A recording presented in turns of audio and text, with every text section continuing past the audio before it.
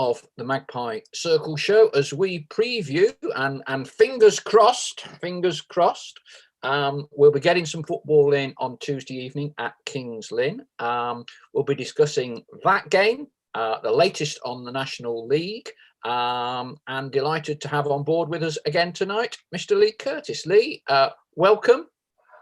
Good evening. How are we? Yeah, we did have a bit of banter about your hair. Is that a lot? Have you got more gel than Robbie Savage, or have you just washed it? No, it is. Yeah, it's just been washed. So as you can see, it's just got a life of its own now. It's just, it's just a disaster. Whether it's wet, dry. Yeah. There was even a tweet from your dad earlier, wasn't there, about your ego being bigger than Sav's? I don't know what he's talking about. Honestly, he needs to rein it in, because the biggest ego in the Curtis family lives in Peterborough, and that's his. So, especially when it comes to Spurs. Yeah, the people that don't know, you are very much following in the family footsteps, because your dad was a very well-known and respected journalist operating out of London for many years, wasn't he?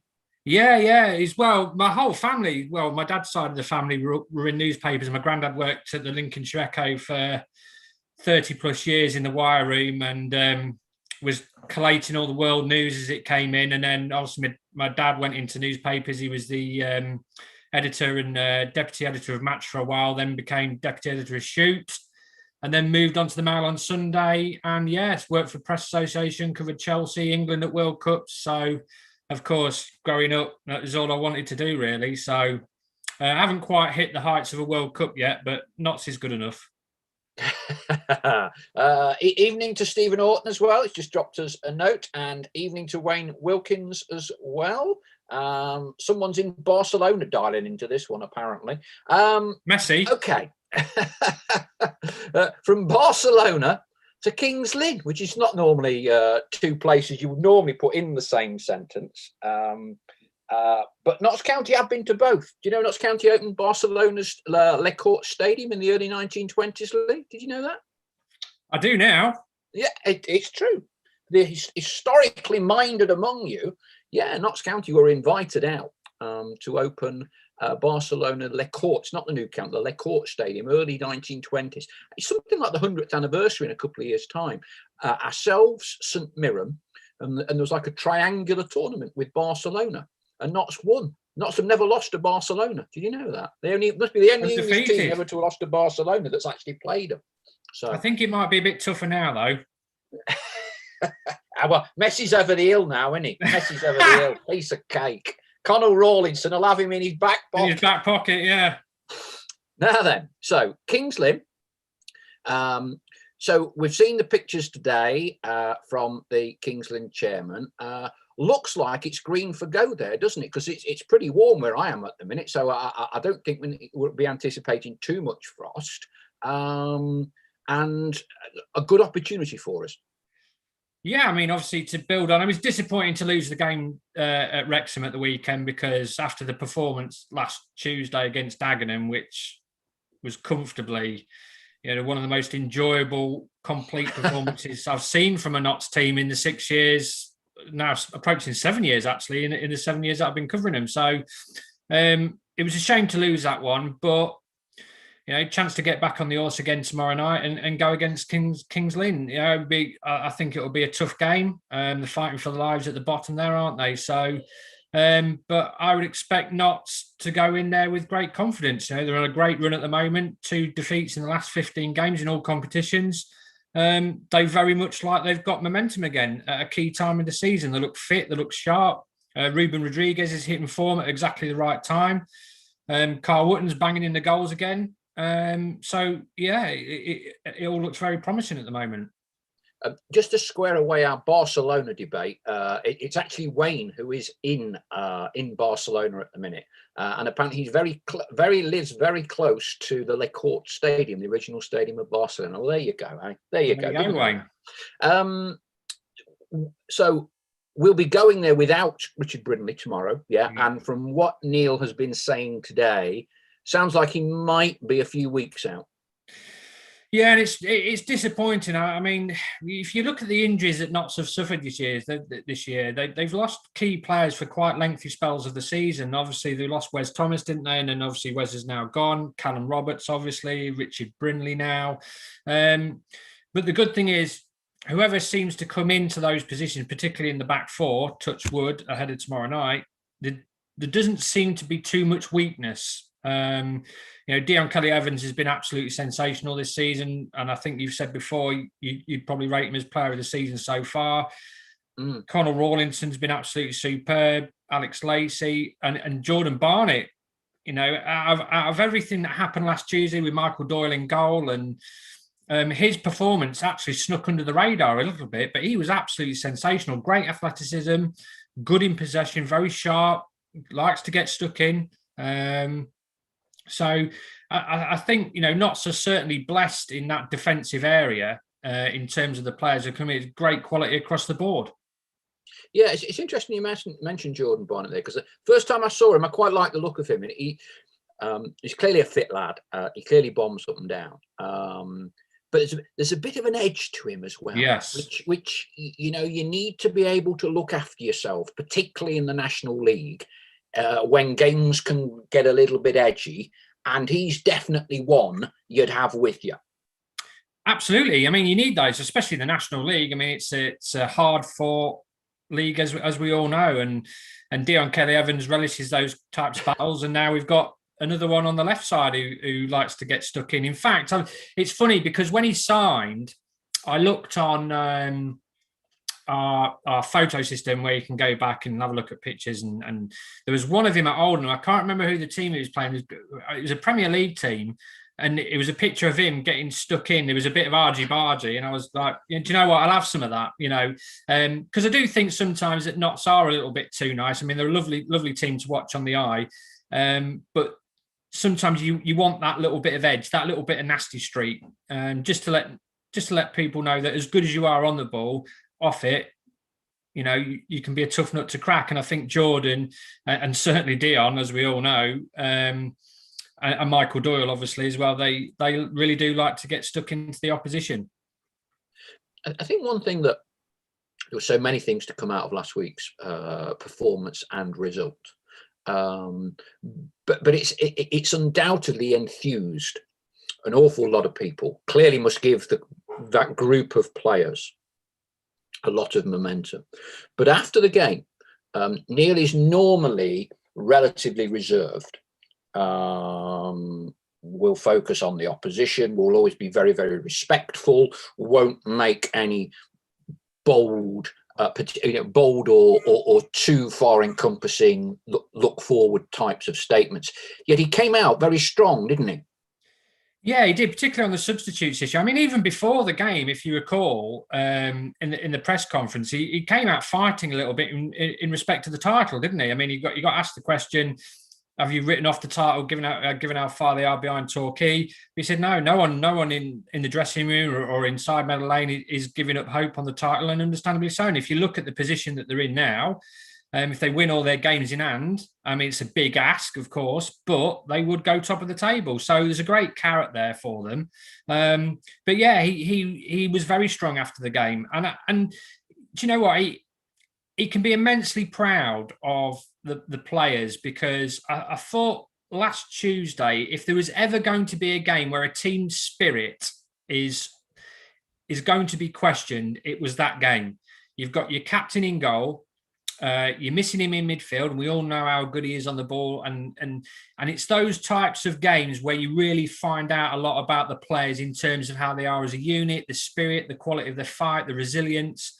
And to a man, they absolutely were superb. They ran all night. They helped each other out across the pitch, and it was a fantastic performance. And listening to a lot of Notts fans and reading the comments on social media afterwards, it just seemed to give the football club a huge lift. And I wonder now whether that performance alone ahead of tomorrow night, and given how it was achieved, should give them such a lift for the forthcoming weeks and the rest of the season.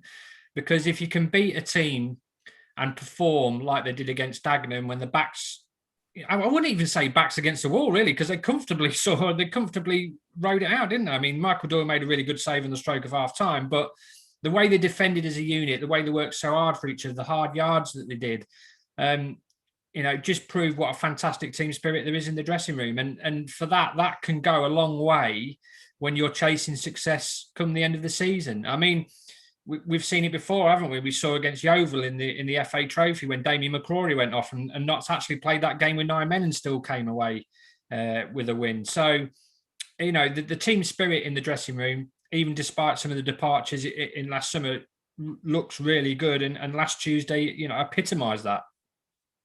I thought the kind of the single biggest masterstroke I thought of all that evening, clearly Schmeichel Doyle was brilliant in goal, but having gone down to 10 men, was he kept 2 up front. Yeah. And normally, go down to 10 men, it's the striker that loses out and you go 4-4-1 or whatever it is that you do. But I thought it was a big decision to keep 2 up front. I remember years ago at Leicester were playing Everton until like the mid-90s. Leicester was struggling, Everton were, and David Moyes made a sub after a sending off and put another striker on and played 2 up front. And the game ended in a draw. Both teams were struggling. Leicester were relegated that season. But at the game, oh crikey, that's brave. Oh yeah. But it altered the shape, didn't it? And like you say, you hardly knew Notts had 10 men. You hardly knew Notts had 10 men in the overall shape and composition of the game, the better chances, passages of play. It really didn't. You wouldn't have noticed unless you'd seen the red card earlier. Yeah, I mean, it didn't. I mean, the one thing that Neal does, and he prepares meticulously. I mean, that style of what he's got of playing with 10 men, that's not an accident. I mean, I've had coaching training sessions. I know that for a fact that they've worked on sessions, when they do go down to 10 men. Still a brave decision to go with 2 men up front. Because, like you say, the most natural thing for any manager to do in those instances would be to, let's take the second striker off, put an extra body in midfield, play 2 banks of 4 and try and hold on to what we've got. But in doing that, you then tend to invite pressure. And with your captain in goal, if I was a Dagenham manager, I would have been, well, just shoot on sight. As soon as you see anything 25, 30 yards in front of goal, shoot. But with the second striker on, they were able to play on the counter-attack, and they were absolutely phenomenal on the counter-attack. I mean, let's be honest, there were chances in the second half where they broke, and it could have been 4 or 5. I mean, the chance that Carl Wootton had when that brilliant pass from Rodriguez found Baldwin and he's chopped inside and he's chopped past the goalkeeper and then he's chopped again past the fullback. He's laid it to Kyle, and you're thinking, just take your time, pick your spot.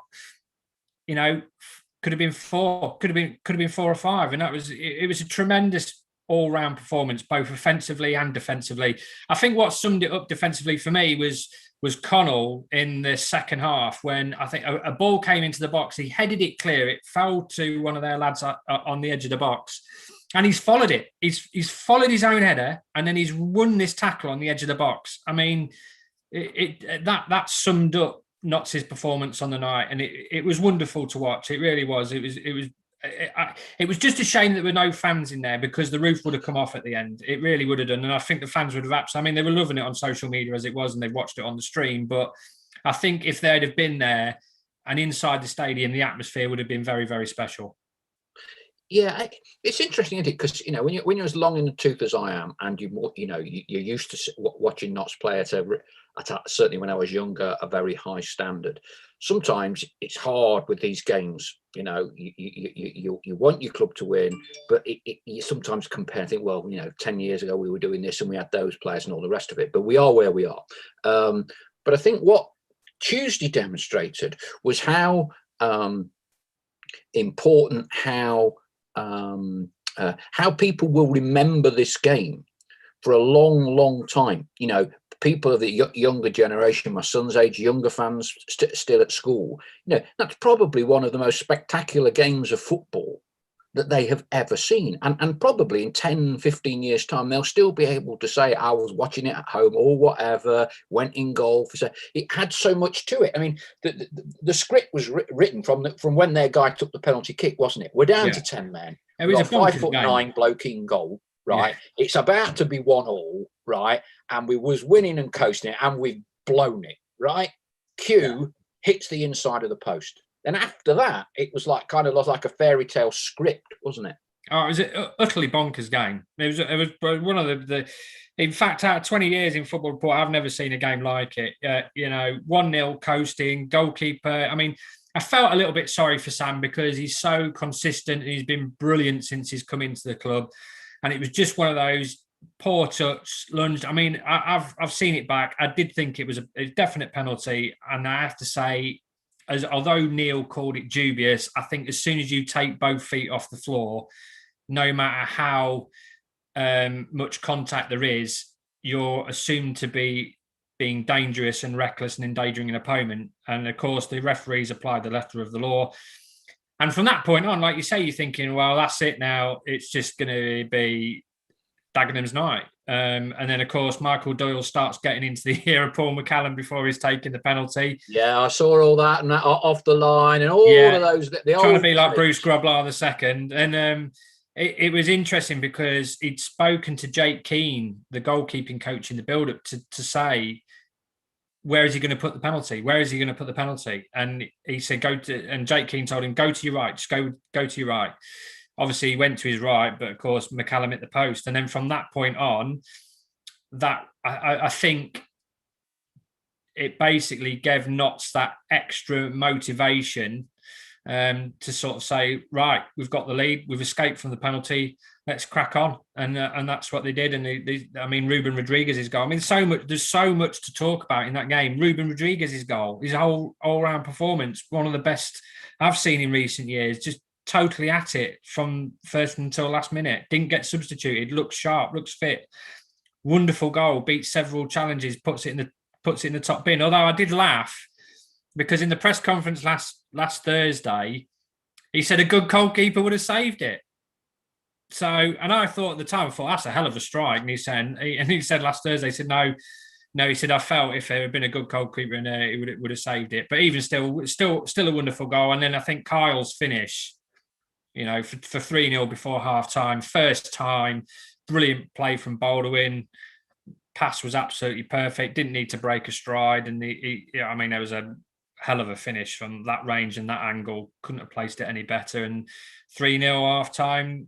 And even then, you sort of felt, well, if Dagenham come out strong in the second half and have a good 15 minutes, pull one back, are they going to get a bit of a lifeline? But no, Notts saw out that period brilliantly. And Jimmy Noel, I mean, there were so many good performances. You couldn't really single anybody out. I think it's the highest marks I've given out in a Notts game ever.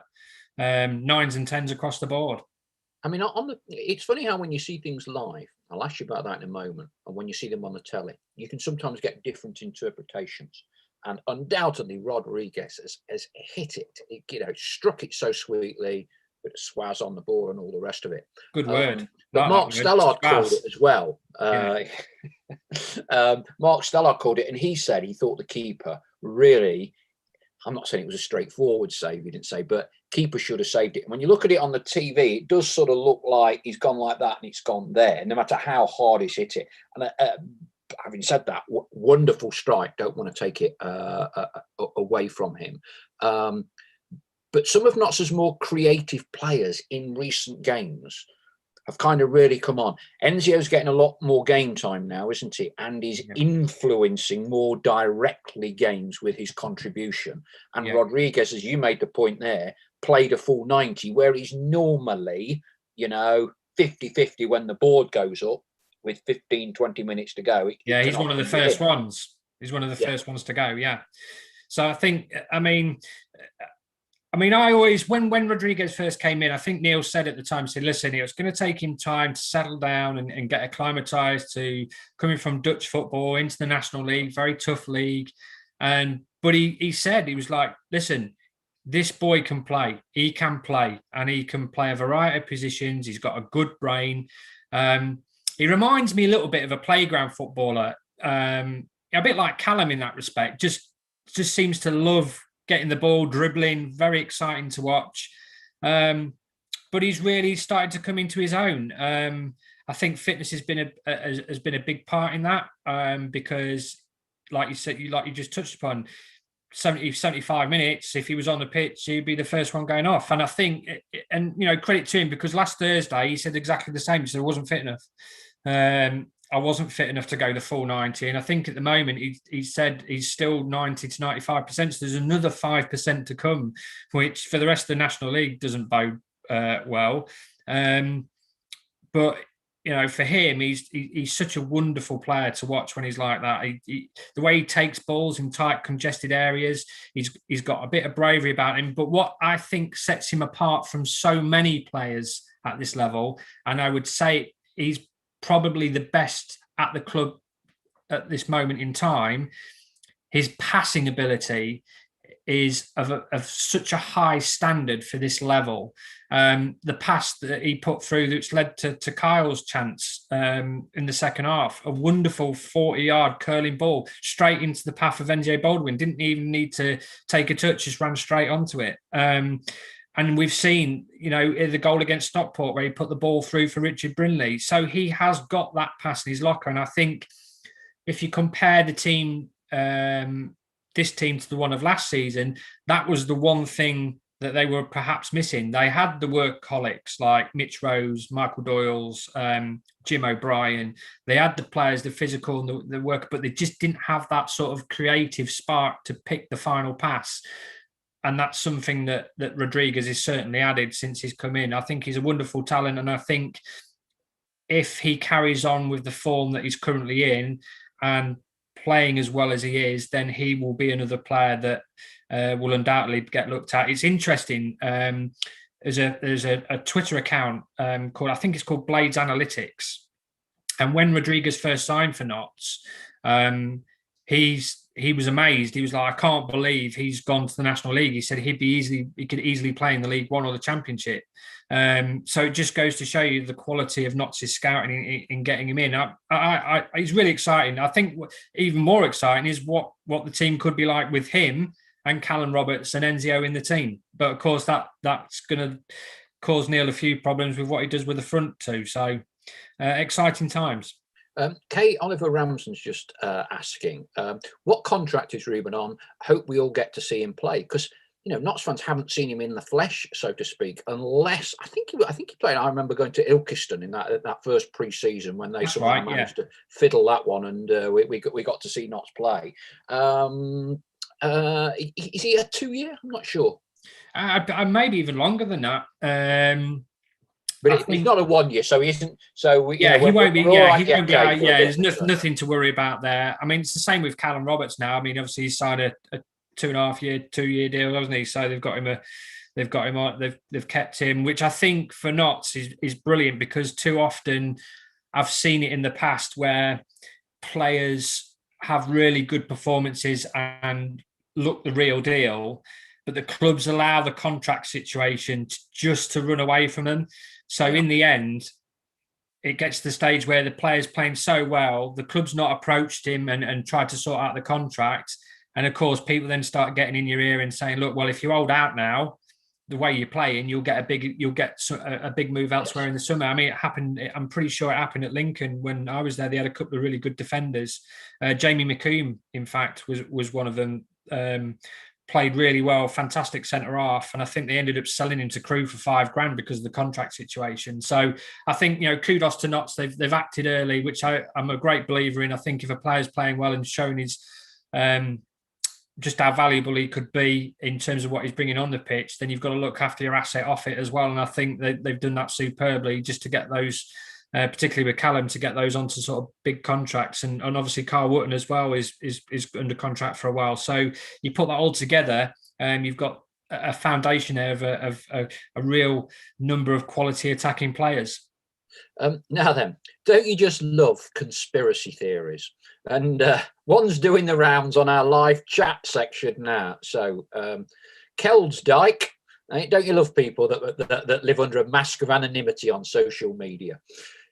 Full of the joys of spring ears, doubt tomorrow will go ahead. Kings Lynn players have been told to train, but Furlough is imminent, brackets, reputable source. Okay.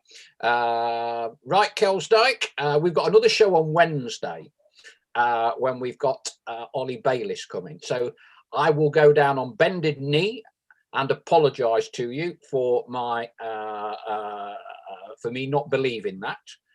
Conversely, on Wednesday's show, I would expect you to shed your cloak of anonymity if you are wrong and Kings Lynn have not scrapped the season for them.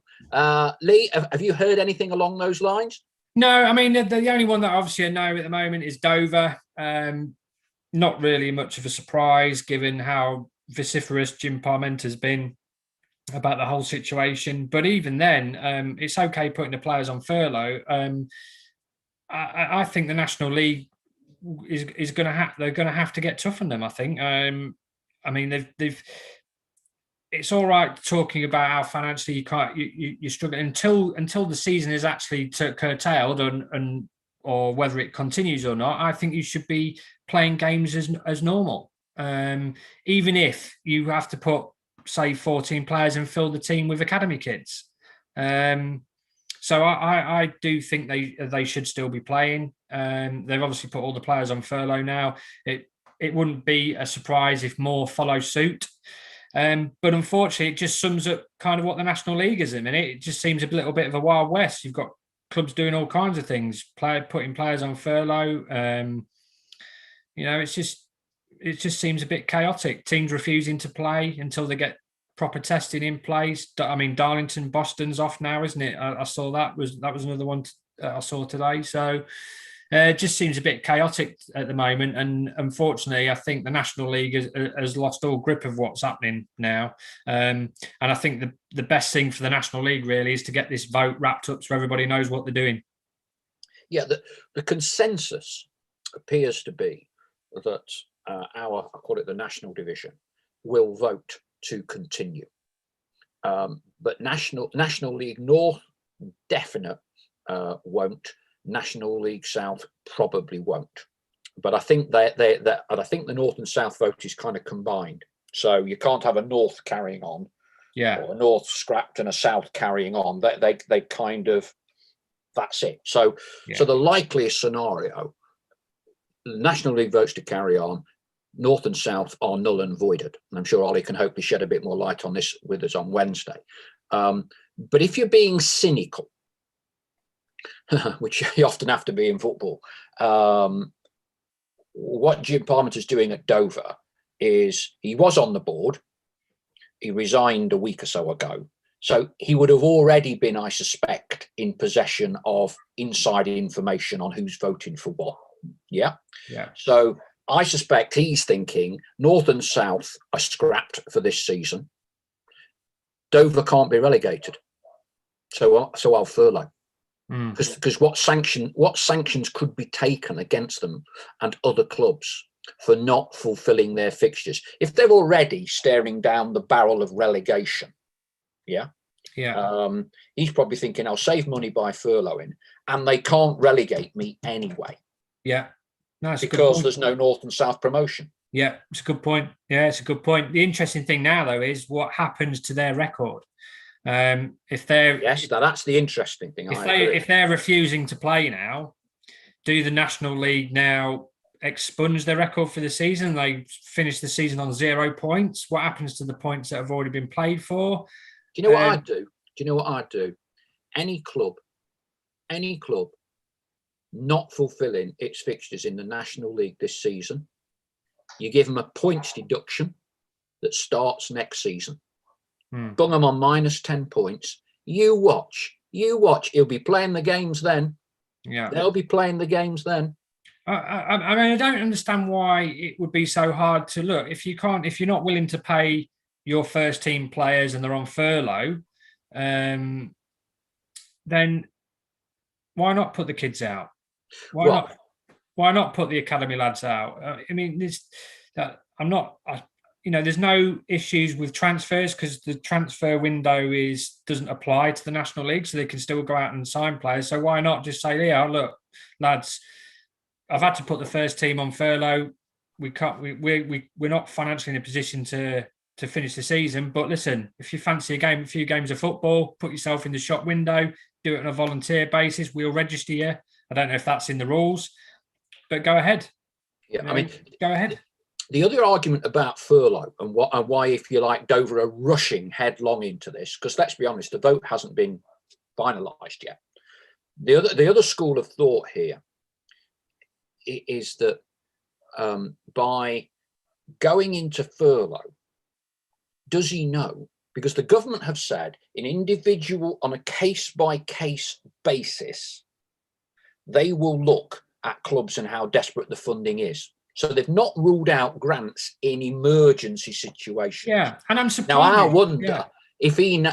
wonder if some of these clubs thinks, well, we're not really such an emergency case as we might like to present. Yeah, so we know we won't get grants. So actually, we'll dive in for furlough first. That way, they're not applying for a grant.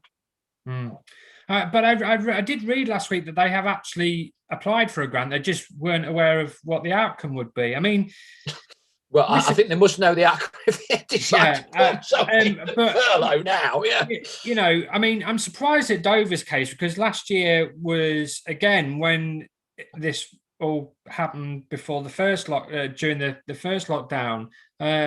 He said the club had run out of money then. So clearly Dover's position is quite a tricky one. So I'm a bit, I would think from the outside looking in and looking at the problems that they've had and obviously financially, they strike me as a copper bottom case to get a grant if that makes sense. Do you know what I mean? So if you don't know the answer of why not wait until you find out from Sport England whether you're available for the grant? Because to me, they look like they tick a lot of the boxes. So I don't know. I mean, the whole thing's just a farce, isn't it? It's just got so messy. But I mean, clearly the concern for Nott's perspective, Torquay and other clubs who are looking to preserve the integrity of the pyramid and ensure that there are two places available on a regular basis up and down the football pyramid, is if more clubs threaten or do what Dover are saying they have done in terms of seeking furlough. I mean, what would your take be if 3, 4, 5 clubs in the National League went this route? I think for me, you have to expunge the records. If you stop the season, and they're refusing to play, then you expunge the records. If they can't get relegated, put them on 0 points. Give the points to the teams who they've played back. And so you would then continue. Yeah, with a smaller division of for the sake of argument, say 18 teams means less games to play to get in. Yeah. So you just expunge those records. Yeah. They get away with it in the sense that they can't be relegated anyway. Yeah. Yeah. Yeah. So that's what you maintain the integrity of the competition. Yeah. If you want the league to continue and they don't want to play, expunge the records, stick them on 0 points, and then work out whatever points. How it worked out. I mean, Notts obviously got beat there on the opening day, so I don't know how the mathematics would work on that. But that is simply if the league is to continue and teams aren't put that's my personal solution. I would just go, right, okay, you're refusing to play, we stick you on 0 points, you go down the bottom of the table. But equally, I quite like your idea of, well, okay, if you're refusing to play next season, you start on however many games you refuse to play. We'll take 3 points off for every game. Oh, dear me. They'd finish on negative points, wouldn't they? Hey, they'd be finishing on negative points. But I do think, though, you are quite right. The National League have boxed themselves into such an invidious position now that, one thing I would agree with the Dover bloke, who was on the committee, and of course caused all of this. He said that the National League board isn't fit for purpose and has no respect among the clubs. No, it doesn't. He's a major part of that, as one of the elected representatives, okay? But he's right in the sense that the situation where we are now, you know, the league is more or less a laughingstock. Now, I think it's trying to do the right thing at this moment in time by ensuring that our division continues. The phraseology and the language that they put out, we recommend that. They clearly want the league. So I suspect there have been conversations higher up where they've been warned about serious repercussions. But the problem is they don't retain the respect or appear to have any teeth to keep the clubs in line, because all the clubs by and large just that's do what I said. It is like now. the Wild West. It is like the Wild West. It is like the Wild West. It needs total reform. I mean, we've said it on this show many a time. You look at the chairman, Brian Barwick. Not one statement.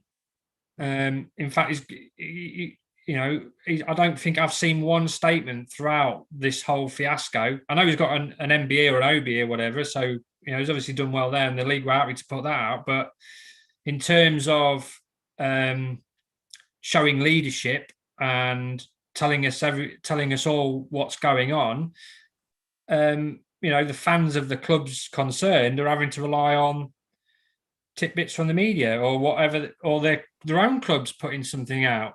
Yeah, somehow or other here in the next week or two, the National League has to regain the respect and its ability to act and enforce action on clubs and keep them in line. Because if clubs are going, oh, well, we're not, so Dover, we're not playing. Yeah. Kings Lynn, we're not playing, though there's no actual substance there at all. But if other clubs do that, the league basically has to keep these in line. Really, you want 23 teams to finish this division, and Northampton is talking about refuse to pay any monies for finishing the season, both this season and next, better than a points deduction. I've worked in football for a long time. I don't disagree. Right, one thing, and one thing only, really puts the frighteners on clubs. And that's points deductions. You think back to the Premier League with all the monies that they'd fined West Ham, as long as they didn't get docked points and get relegated. Yeah. West Ham loved it. Sheffield United sued them, didn't he? Kevin McCabe got about 50 million quid. West Ham weren't bothered in the scheme of things. They got the points to stay up. Points is the thing, because that affects your place in the pyramid and all the rest of it. That is the thing. I guarantee you, if you told Dover and said any other club refusing willfully to finish its fixtures will start next season on minus 15 points, they'll be playing. Be playing. Well, they'll find somebody to play, wouldn't they? They would find somebody to play. If their usual first team squad. Exactly. You go and get 11 non-contract players from the Dover Sunday League or whatever. Yeah, whatever. Yeah. Yeah. They must have a Dover reserves team. They must have a reserves team of some under-18s team of some description. Yeah, you would have thought. When you're a National League club, you don't just have 23 players or whatever. That's it. Yeah.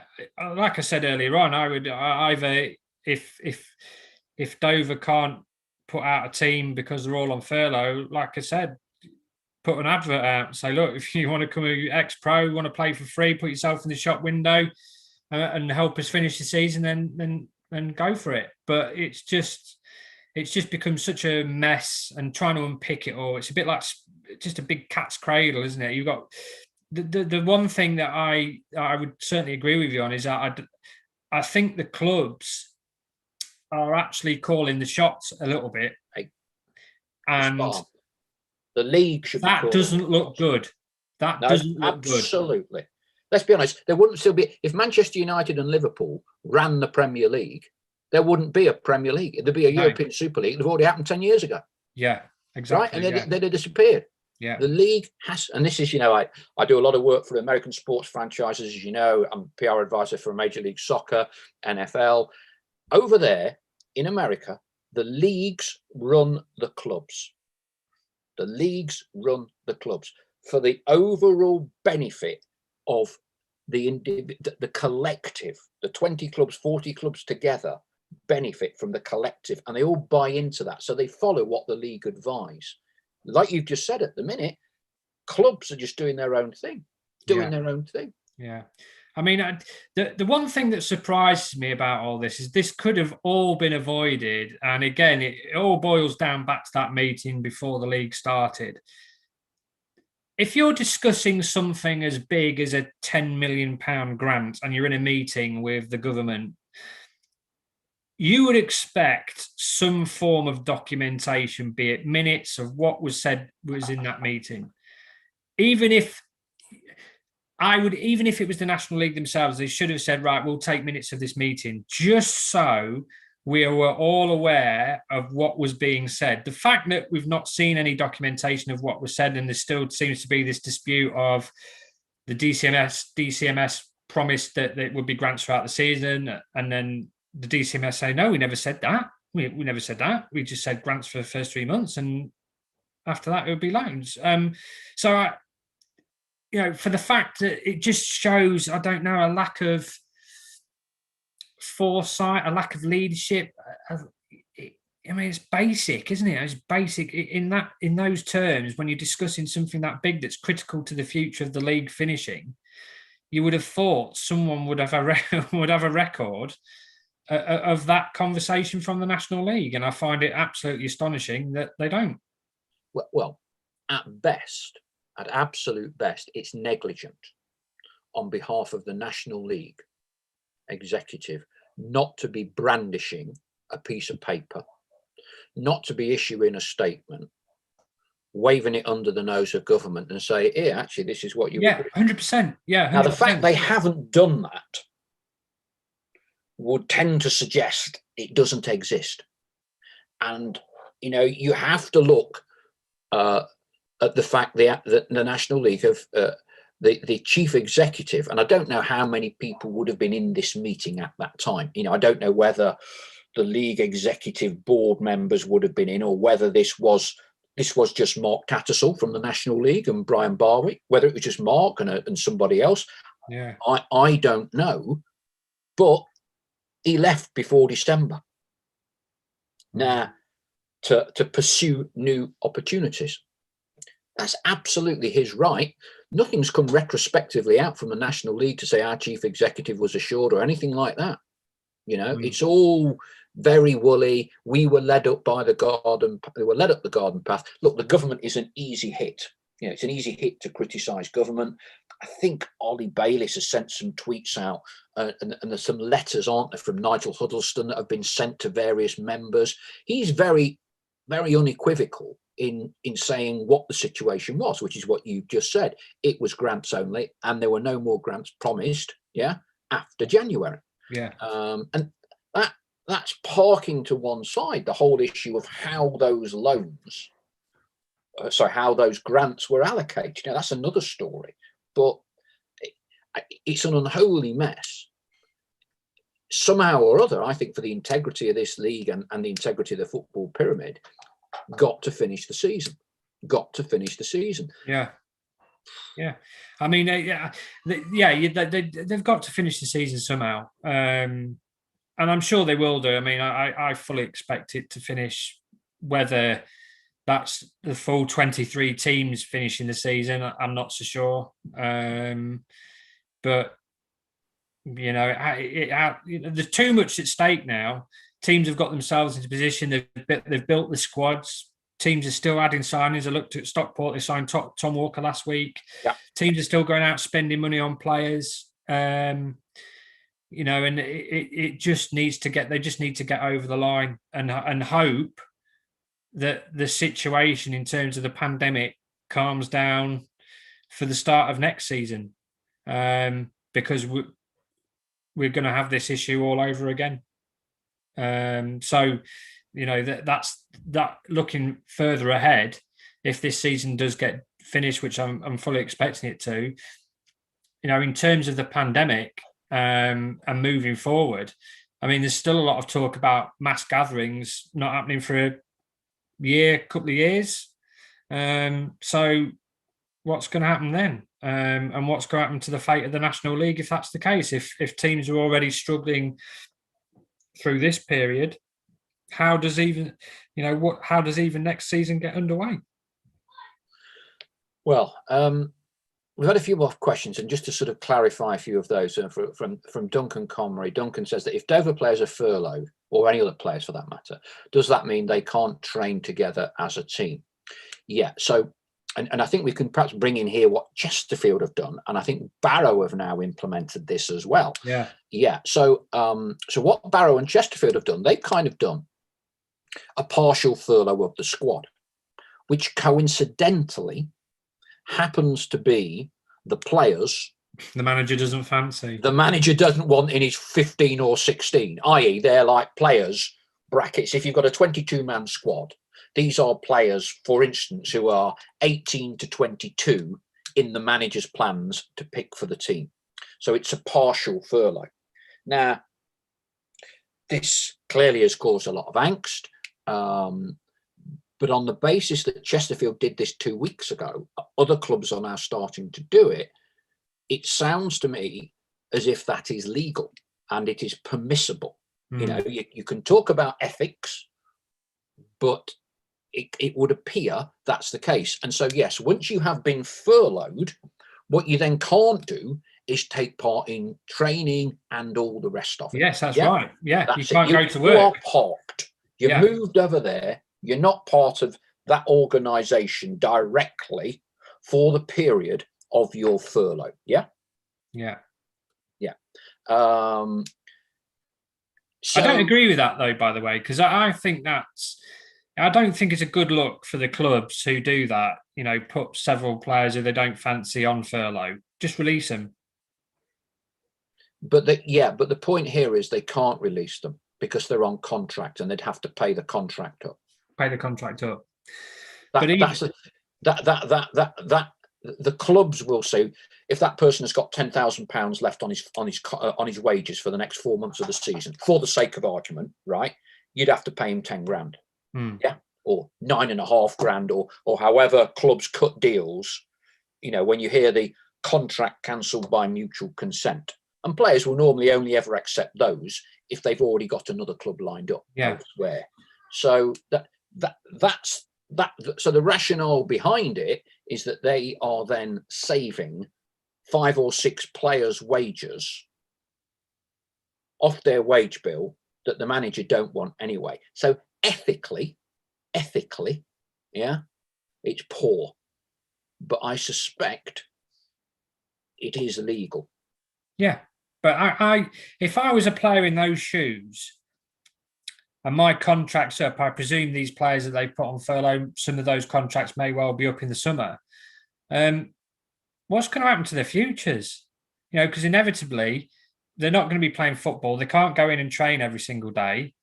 So how are they going to A, keep fit, and B, you know what football's like when you're off the radar. Very difficult to get back in and playing football again, because they'll be like, well, what have you been doing for the last 5 months? Well, I've been sat on furlough. I got paid by the government. So when it comes to the summer again, and they're trying to get new clubs, what are they going to be able to prove they've done for the last 5 months? No, there's no performances. They haven't played any games. Really difficult. And I think if I was a player myself, I'd probably say, look, I'll come to an agreement, pay me a month's money, or something like that, and just let me go, and then I can see if I can get a club while the season's still continuing, because you know there's no restrictions on transfers at the moment, is there? So interesting one for the players. Like you say, ethically it doesn't look great, but you know the players have really got to think long and hard about what they do with their own careers, because it'll be affecting them in the long term, I would expect. Yeah, I mean, look, clearly it is very unfair on players, but it's an unfair world with COVID. You know, how many people who are not professional footballers who have already lost and will continue to lose their jobs in this crisis. You know, it's a difficult one. It's a difficult one. A bit of light relief. Kevin J.S. Duska Jr.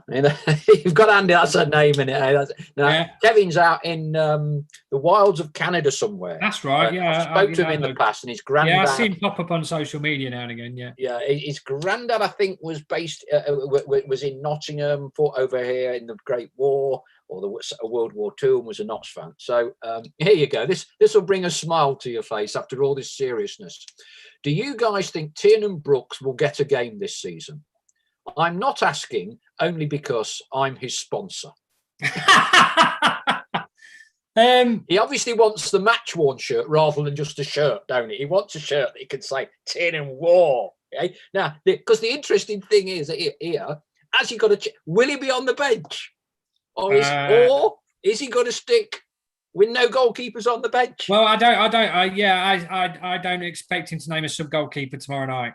I don't really. Yeah. No, I think he will go. I mean, he explained this after last Tuesday, and I do have a lot of sympathy for him because the sub situation rule in the National League is farcical as well. I mean, to only have 5 subs, when the leagues above them all have 7, pretty much now, isn't it? So I think even more than that now, isn't it? Since COVID's come, is it 9? Is it now?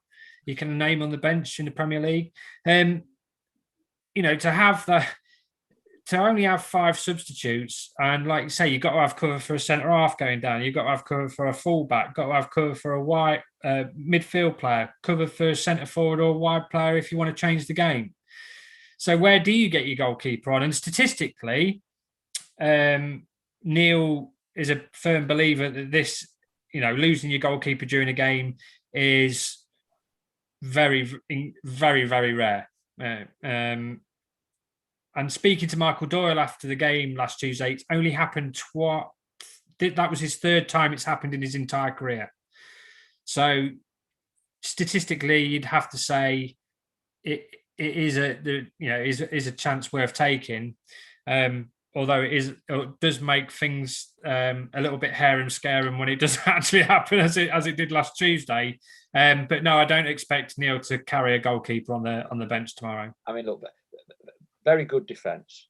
I'm sorry, I'm not having it. I'm not having it. 5 players for me is still plenty enough to have one of them as a goalkeeper. So which player would you remove off the bench then? The defender, the midfielder, the striker. So you got your goalkeeper on. Who's your 4 subs? Okay, so I am covered across all bands of the squad of my team. Yeah. I put a goalkeeper on the bench. Yeah. I have a defender on the bench. Yeah. I have a midfielder on the bench. Yeah. And I have a striker on the bench. Yeah. Right? That gives me 1 spare. Okay. If I'm at home, I probably have another attacking-minded player. Yeah. Right? If I am away from home, tough game, I probably have a more defensive option. Yeah. The reality is that we have players, Neal signs a lot of these, that can play in different positions. When we got the lad on loan from Harrogate, Callum Miller, he's played at left back, plays left wing. Yeah, so he's instantly 2 options while he's on the pitch.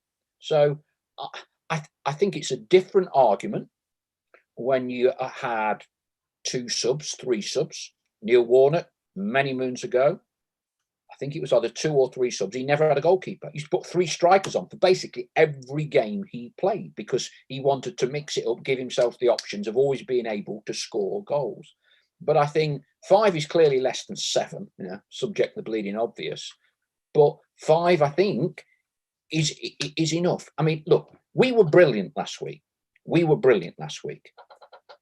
But there is still an argument to say we got lucky. Dagenham didn't pump a load of high balls into the box from 60 yards and all the rest of it. Don't go on. We were brilliant. If that happened again, I don't think we would produce another performance like that with a similar result again. What, with Schmeichel Doyle in goal? Get off, mate. We don't need another goalkeeper now, do we? We've got Schmeichel Doyle, the cat, the monk. I mean, don't need a goalkeeper now. We've got one already playing centre and midfield. I mean, if you're Tiernan Brooks, don't you want to get used to the butterflies going and all the rest of it? For that next, if Pilling gets injured, Brooks might have to play the following game. At the minute, he's never on the bench. I can see the arguments for and against. I think if it was me, I'd want as many outfield positions as covered as possible, particularly positions that are difficult to fill, like wide players. Wide players is a very hard position to fill. Fullback's a hard position to fill. Can't put a 6'4" centre half at fullback, can you? Really? It's the same. You couldn't put Schmeichel Doyle left wing. Well, by that token, you need 11 subs then to be able to adequately replace everyone.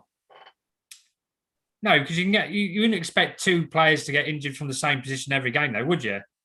You wouldn't expect it. I'm just saying that it's just to cover your bases. So you'd have one wide player on to cover left or right, centre forward to cover one of your obviously centre forward options, centre half, full back.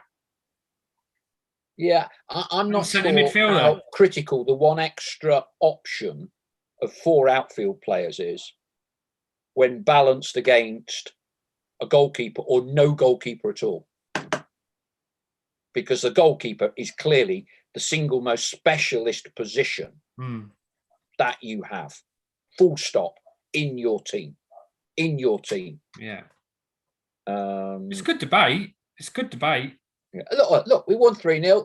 Master tactician from Neal, as I said earlier, playing the 2 up front for me was the single biggest thing of why we were able to go about and do what we did in that game.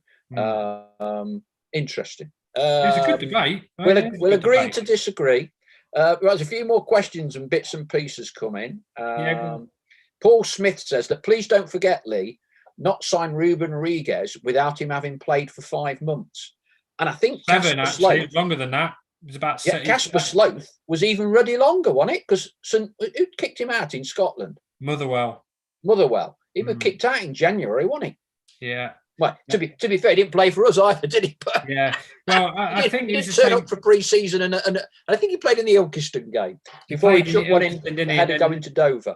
It was on the eve of the Dover game, wasn't it? Yeah. It was eve on the start of the season that he left, and then he left, didn't he? And then he's got some club in Denmark now.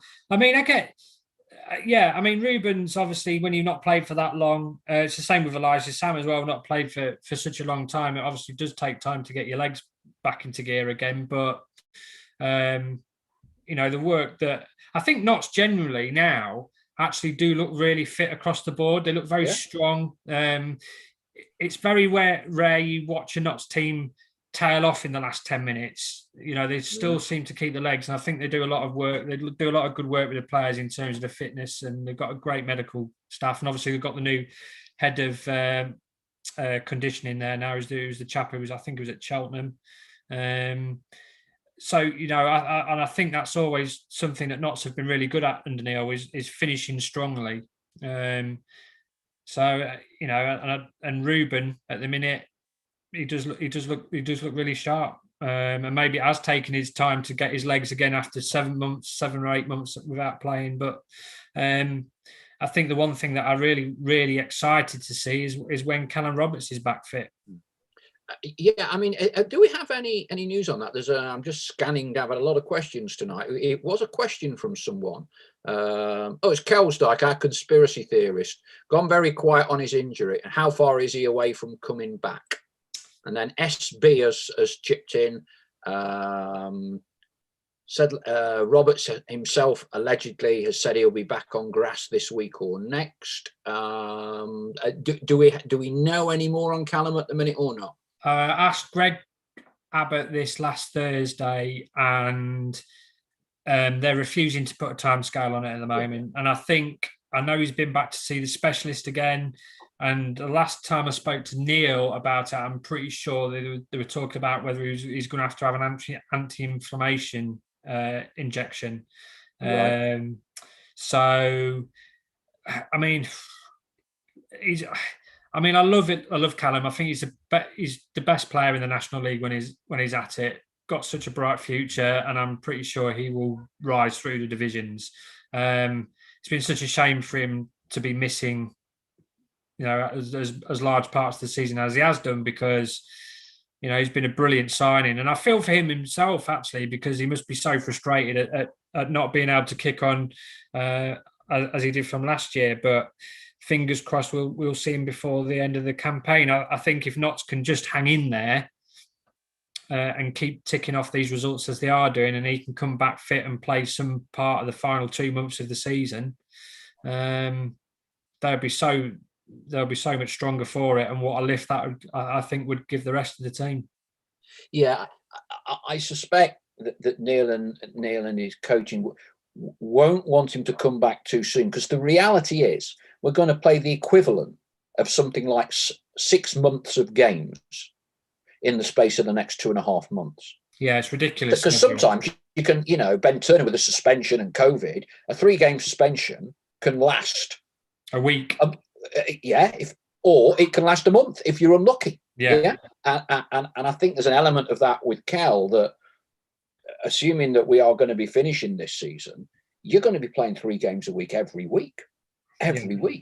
And so clearly you might wait an extra 2 weeks, but he's still going to end up playing an awful lot of games, even if he only came back at the start of April.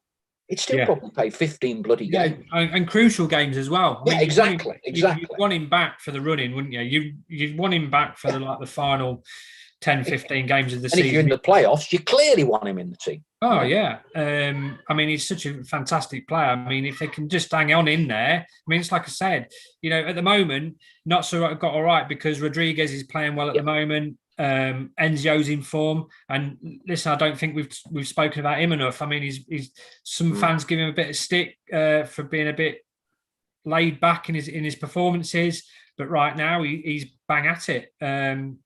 Really exciting to watch again. Same with Rodriguez. So if they can keep those two fit, and I think that's going to be crucial as well, because if one of those goes down, then you look at the options outside of that for the wide players. Miller really is probably the only one, but he's off at the moment because although he might come back tomorrow, because I think he'd been given some compassionate leave. So I think it's vital that they just keep these players fit, keep ticking along until they can get Callum back. Final question, and we'll ask some more of Wayne's next week. Because it'll probably take a 15-minute reply. Shape and everything. Right. Dale Pikett, Paul, I hope Kings Lynn have found a cameraman for tomorrow's game, as they've asked for one on Twitter earlier today. I did notice that. I did notice that because I said I didn't know whether loans. Did you volunteer? You should have volunteered. You should volunteer. Kings Lynn's nearer to you than it is to me, eh?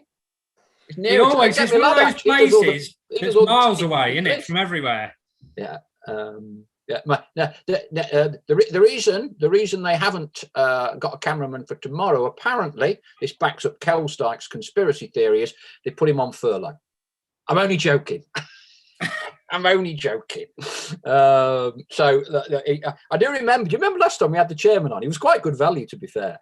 Yeah, he was quite forthright. And he was telling us about they got some top Hollywood producer that lived in Kings Lynn or something. Do you remember talking about the high quality production values and all the cameramen they've got? Yeah. You'd think this Hollywood producers managed to flipping pull one out of the hat, wouldn't you? Really? Yeah. But, Yeah. I mean, he does the commentary as well, isn't it? So it's we've got to listen to. He's doing the expert summarising tomorrow. That'll be fun, won't it? Yeah, I'll be looking forward to that. I think it'll be a good game. I think he's quite highly thought of, isn't he? The manager in Culverhouse. Yes.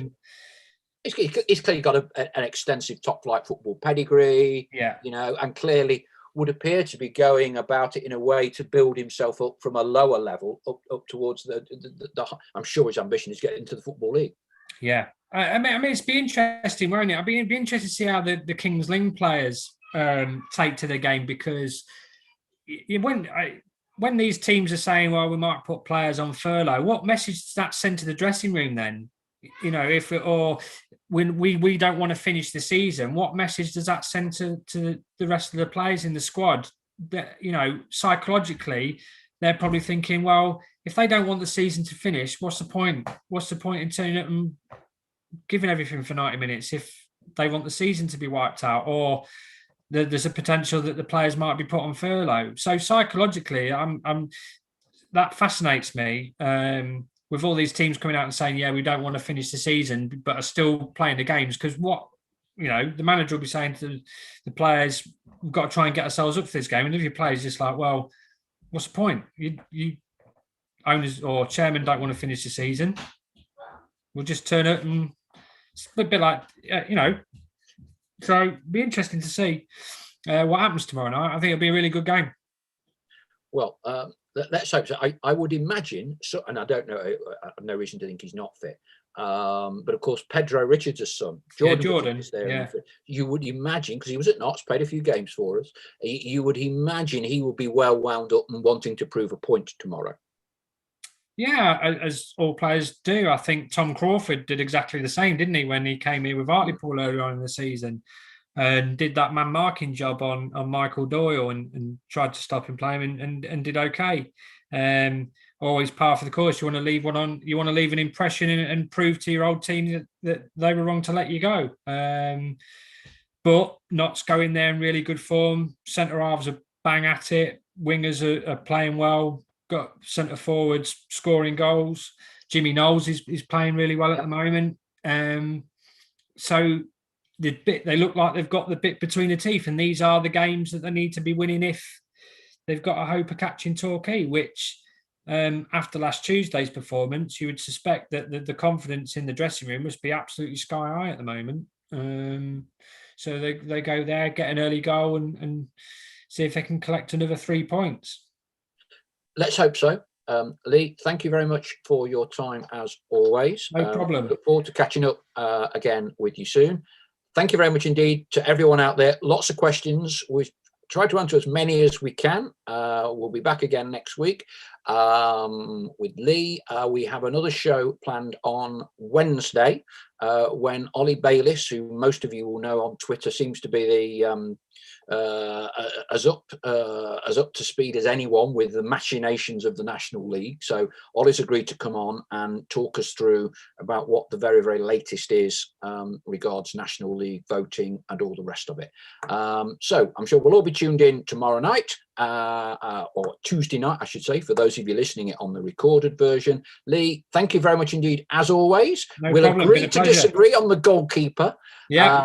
Kevin J.S. Duska Jr., it's not looking good, if we're honest, for Tiernan Brooks at the minute. But you never know. But you never know. If Pilling gets injured tomorrow night, touch wood that he doesn't. But yeah, but that's the whole point. If bloody Pilling gets injured tomorrow night, he should be on the bench so he can come on. But he won't be, according to you. Statistically, it doesn't. It'll be fine. Trust me, it'll be fine.